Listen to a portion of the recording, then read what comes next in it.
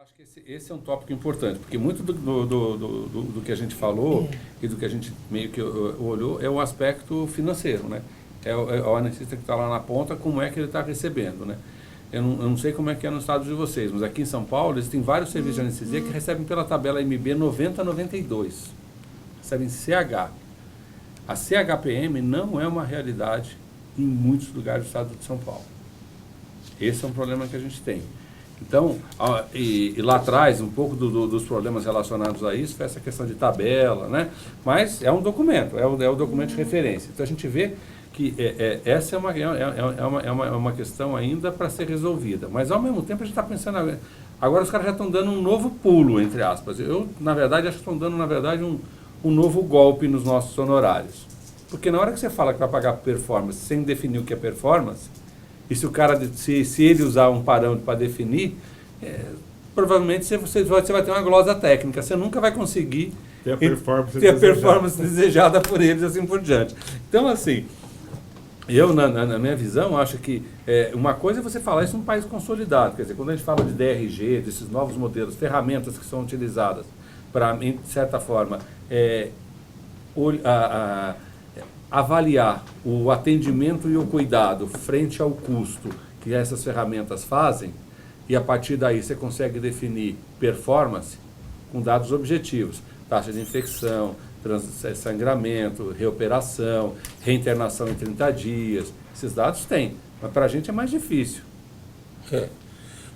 E aí começa, na verdade, eu acho que começa aí a ter um risco nosso aí. Porque na hora que eu não tenho isso bem estruturado, eu acho que é o terceiro item que está colocado lá, que é a pressão para a queda de remuneração. Então, os modelos de remuneração, não sei se... Aí é que entra aquele ponto que eu te falei sobre o engajamento da SBA junto às cooperativas dos estados, né?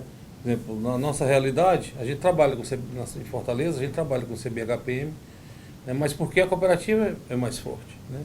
Os locais que a cooperativa é mais fraca, né, geralmente tem aquela vamos dizer assim, disfunção no honorário, né? Então era um trabalho árduo, difícil, mas que tem que ser visto com muita objetividade, esse lance da SBA se aproximar das cooperativas, né? E não ficar isolado da parte associativa, da parte financeira, da parte econômica, né? Tem que caminhar junto. Tem. E aí eu acho que tem que se aproximar da Febracan. Isso. Eu acho que assim, houve na verdade, esse desalinhamento veio por conta do CAD, por conta da pressão do CAD e assim por diante, mas de novo, eu acho que essa é uma questão política que tem que ser enfrentada politicamente. E essa questão política, ela tem que ser enfrentada lá na arena correta lá, que é provavelmente em Brasília, junto dos fóruns mais adequados. Mas eu não tenho dúvida que a gente tem que ir de mão dada com a Febracan. Você acha que nós, como uma proposta de editoria, a gente tem alguma coisa para fazer com relação ao SUS? Não tenho dúvida. Primeiro assim, se a gente for analisar um dado histórico, né? Quer dizer, a tabela é uma tabela que não é reajustada há 15 anos. Então, essa é a primeira coisa. E ela não é reajustada, não é só para a gente, honorários, é para os hospitais também. O valor que você tem de reembolso de uma consulta SUS é em torno de menos de R$10, é R$7 alguma coisa. Não chega a R$8. É um valor aviltante, quer dizer, qualquer coisa que você for fazer, não compra talvez 2 garrafas d'água assim por diante. Quer dizer, isso é o que vale o seu trabalho. Então a gente tem que, a primeira coisa, eu entendo que a gente tem que colocar esse problema em cima da mesa. E para a população. Por isso que eu acho que o cenário é um cenário político antes de mais nada. Porque a gente tem que ir lá e demonstrar o seguinte, neste contexto achatado desse jeito, a chance de você ter que trabalhar para fazer um monte de coisa e aí correr um risco disso, aumentar o risco de evento adverso e ao mesmo tempo meio que está fazendo 2 coisas ou 3 coisas ao mesmo tempo. Então a gente tem que botar essa questão da anestesia simultânea, ela tem que ser colocada em cima da mesa. Ela não pode ser colocado de lado como algo que não é realidade. Enfim, infelizmente é realidade. E acho que essa questão econômica pressiona muito para isso. Então, eu não tenho dúvida que aí não é uma política de Estado, é uma política de governo, e esse governo tem que olhar essa questão. Acho que a gente tem que ir para cima disso. E tem que ir para cima de novo, com quem tem mais informações e dados relacionados a isso, que são as cooperativas e a FEBRACAN. Então, acho que tem uma expertise em conhecimento lá, que somado à nossa ação política, pode redundar em mudança nesse sentido. E aí, acho que não podemos ir sozinho, porque, de novo, o doente não vai no hospital para ser anestesiado, ele vai para ser operado. Tem que ir de mão dada com o pessoal da cirurgia, tem que ir de mão dada com o pessoal da radiologia intervencionista, dos procedimentos diagnósticos que são realizados sob sedação. Acho que a gente tem que fazer uma grande concertação aí, na verdade, aí, juntar essas pessoas na mesa, mas eu acho que o elemento aglutinador aí pode ser a Sociedade Brasileira de Anestesia. Claro, acho que tem que ser. Tem que ser. Tem um fato histórico que eu acho de extrema relevância, porque o atual presidente foi atendido na Santa Casa de Misericórdia, vítima de uma agressão por arma branca da maior gravidade. E ele saiu desse quadro clínico gravíssimo porque foi atendido por profissionais de excelência, num hospital que recebe os valores que nós conhecemos do SUS. A pergunta que a gente pode se fazer é se utilizarmos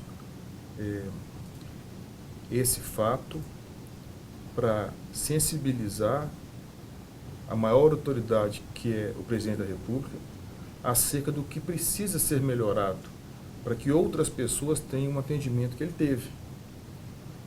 No SUS, olha, ele absorveu essa experiência, não estava preparado para ela, mas quem o atendeu estava preparado para atendê-lo.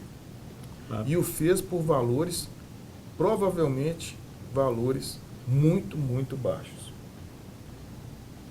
É o momento, na minha opinião, de que a gente expanda essa discussão para quem tem a capacidade de decidir. Se a gente conseguir evitar o desperdício que a gente sabe que tem no SUS, muitas vezes algum descompromisso com o bom funcionamento do sistema, o SUS é um patrimônio que não pode ser perdido. Ele tem que ser mantido e tem que ser aprimorado. Até porque, num determinado momento, pode ser que o SUS seja o balizador diante dessa verticalização brutal da saúde. Ele pode ser o esteio para não termos que atender uma consulta a R$6 por um determinado arranjo vertical. Então, é um ponto fundamental a valorização do SUS, de quem trabalha no SUS e do honorário. Há que se haver um engajamento nesse sentido. A população mais carente era atendida pelo SUS. Né? Meus colegas falam para mim assim, mas você é anestesista, seu movimento não caiu. Caiu. E caiu bastante. Porque as pessoas perderam os planos de saúde e passaram a ser atendidos pelo SUS. Assim como o pai que tem o filho na escola particular e por não ter vencimento suficiente, passa o filho para uma escola pública. É o mesmo que acontece E na digo saúde. mais, até o movimento do SUS caiu. Por quê? Porque as prefeituras que têm hoje a caneta na mão de autorizar procedimentos de cirurgia, né, elas seguram. Final de mês elas seguram as guias. Tem semana que eu não tenho cirurgia do SUS, porque a prefeitura não liberou a guia para o hospital operar. Eu trabalho com o SUS também. Trabalho no Hospital do Câncer, a gente tem um hospital... ele é filantrópico, né? Então tem SUS, tem medicina suplementar, tem medicina privada. E a gente às vezes tem dia, quarta-feira que eu trabalho lá, que não tem paciente do SUS porque não teve guia autorizada, que a prefeitura não liberou. O auditor da prefeitura liberou, segurou a guia. Então, até SUS, até a crise gera até carência de paciente SUS, que é uma coisa que não deveria existir, porque a demanda é violentíssima, né? As filas estão aí quilométricas aí, né? É meses ou anos para alguns determinados procedimentos cirúrgicos aí, né? Não, isso não tem... Mas aquele problema que diz, um gestor lá em cima segurando, Isso. aí vai influenciar na ponta, né? E sem arrecadação, né? Com, entre aspas, com a arrecadação caindo, não tem dinheiro no cofre, cada vez mais o cara faz as contingências, cada vez menos você vai ter. Então, essa, na verdade, é assim, o colapso dos serviços públicos do Brasil, ele é um risco muito grande que a gente corre nos próximos meses. O Moro já chamou a atenção dessa questão para a segurança, porque se houvesse contingenciamento no próximo ano, o sistema de segurança do Brasil pode, se a gente acha que não é bom, vai ficar muito pior ainda. Quer dizer, tem que falar sobre o ministro da Justiça. Imagino que o ministro da Saúde deve estar falando a mesma coisa, né? Então, essa questão a gente tem que ir para cima dela. Alguns serviços vitais e essenciais, eles não podem ser negligenciados, né? Eu acho que esse é um tópico. Então, eu acho que essa questão aí, eu acho que a gente tem que entender ela bem, porque nessas novas formas, a pergunta é se é só para remunerar a gente menos. Se é uma nova forma para tirar mais honorário nosso, assim por diante. Ou não. Ou se isso realmente é uma evolução do sistema, se efetivamente isso faz sentido. Claro que faz sentido, a gente já sabe que faz sentido.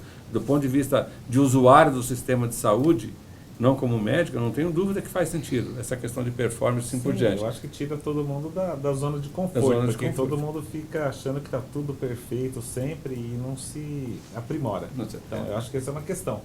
Mas a gente sempre, por causa do delírio persecutório, a gente sempre fica imaginando que tem alguma coisa. Por baixo mas disso. deve ter. Deve ter, porque à toa não é. Quer dizer, e lógico que se no fundo você não satisfizer essa equação da maneira correta, eles vão fazer o ajuste dela tirando dinheiro de algum ponto que vai ser exatamente o do que não tiver a performance. Isso, exatamente. Eu acho que é bem isso. Esse pagamento por performance, ele é uma realidade, mas por outro lado ele traz também alguns questionamentos do ponto de vista, vamos dizer, ético e moral. Em alguns hospitais que são avaliados por esse sistema, o cirurgião que opera, por exemplo, aneurisma de aorta, os casos mais graves, ele fica recusando a cirurgia para não piorar a casuística dele. Então, se você tem uma mortalidade de cirurgia cardíaca de 1%, 2%, 4%, você tem uma performance excepcional. Mas e a seleção dos casos, quem faz? Né? Como que você vai ajustar essa realidade diante disso? São questões objetivas, né, que têm que ser colocadas. Há esse interstício ético, mas como é que nós vamos enfrentar? Como já foi dito, nós temos que criar padrões para a nossa realidade do que seja a prática ética da profissão e que seja a boa performance do anestesiologista com aquilo que a ele está destinado naquela situação. Se você já está no interior do Mato Grosso, você está no interior de Minas, uma cidade de 30 mil habitantes, ele pode ter a mesma cobrança por performance que tem um colega que está num grande centro? É a mesma coisa, exatamente igual? O Brasil é muito grande, nós somos praticamente um continente. São vários Brasis, à medida que você vai andando, você vai ver realidades completamente diferentes. Não adianta importar um modelo igual um modelo americano e querer pensar esse modelo e colocar aqui para um país de costumes e hábitos completamente diferentes. A gente sai do Rio Grande do Sul e vai ao Ceará, nem parece que é o mesmo país. A linguagem, a comida, a forma de se relacionar um com o outro, muda completamente, né? Por isso que eu acho que a diretoria da sociedade, ela tem que estar à frente disso tudo. Não adianta deixar o mercado se regular. Quer dizer, pode até ser que uma diretoria não tenha poder para reverter a situação, mas ela não pode não ignorar uma situação desse tipo e deixar o barco correr como se não fosse com ela. Quer dizer, nós estamos aqui só para um ano de mandato e não vamos fazer nada. Eu acho que tem que se comprometer, né? Se comprometer com tudo comprometer. isso. E estar em todos os locais onde seja possível atuar. E onde possível falar e colocar isso aí. E colocar, na verdade, eu diria que um novo discurso, né? Porque, na verdade, assim, eu acho que essa questão econômico-financeira, ela é é um baluarte. A sociedade tem que colocar isso como um dos seus pilares. Eu discuto isso muito lá no nosso serviço, que é um serviço essencialmente público e que não tem outro pagamento que não seja o salário. Mas a gente fica discutindo essa questão da pressão atual sobre o aumento da oferta e a demanda também aumentaria, mas não tem recurso. Então a gente fica discutindo métodos criativos para reverter essa situação. E eu vejo que o pessoal vai ficando deprimido com a questão, porque ninguém consegue enxergar uma maneira boa de atuar nessa questão. Mas eu acho que a gente não consegue porque o debate está muito pobre ainda. E a gente não está sentindo muito na pele, porque na hora que a gente tiver essa situação num debate mais amplo, com quem trabalha em qualquer lugar, né? Eu lembro em 1986, eu era R1 de anestesia. E eu lembro que o presidente da Sociedade Brasileira de Anestesia era o Dr. Nocite. Não, da Paulista. E eu lembro que houve um descredenciamento global dos anestesistas do que era público na época, que era o INPS. Não existia o SUS ainda. E todos os anestesistas se descredenciaram do INPS. Todos não, mas uma boa parte. E eu dava plantão numa cidade do interior, onde o grupo inteiro tinha se descredenciado. E todo pagamento e todo atendimento era feito mediante pagamento. Só que o grupo contratou uma assistente social para fazer uma triagem, de maneira que eles isentavam quem não tinha condição e cobravam de quem tinha condição. Porque as pessoas eram conveniadas ao INPS. Quem tinha carteira assinada na época? Eu lembro que nós sofremos eu era residente, mas eu lembro que o grupo da cidade sofreu um ataque danado, porque os cirurgiões da época se posicionaram totalmente contra essa postura de se descredenciar. Mas eles não se recusavam a fazer anestesia, mesmo em quem não pudesse pagar, porque eles tinham assistência social e faziam. De qualquer maneira, eles acabavam fazendo.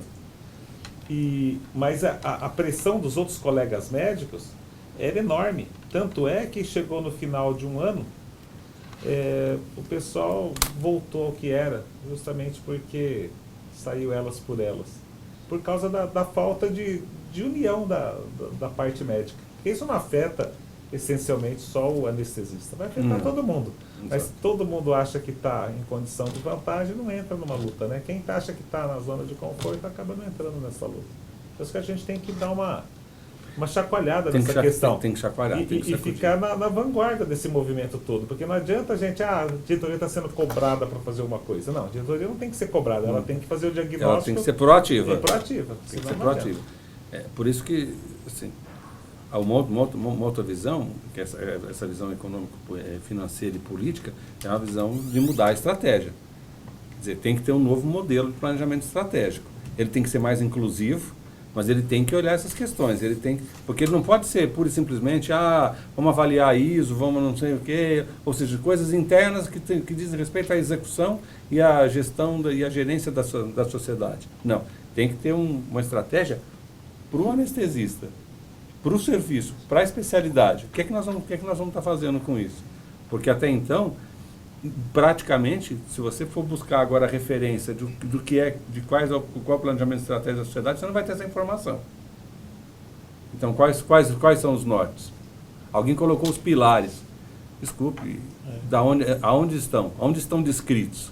Por isso que eu acho que nós, como diretoria, apesar de cada um ter lá, logicamente, o seu cargo e a sua área de atuação, que cada um deve zelar por ela, mas eu acho que como grupo mesmo, nessa questão que afeta todos os anestesistas, a gente tem que estar todos juntos, e divididos juntos, mas divididos em termos de tarefa para poder juntar em relação a isso. Ir atrás de todas essas coisas. Perfeito.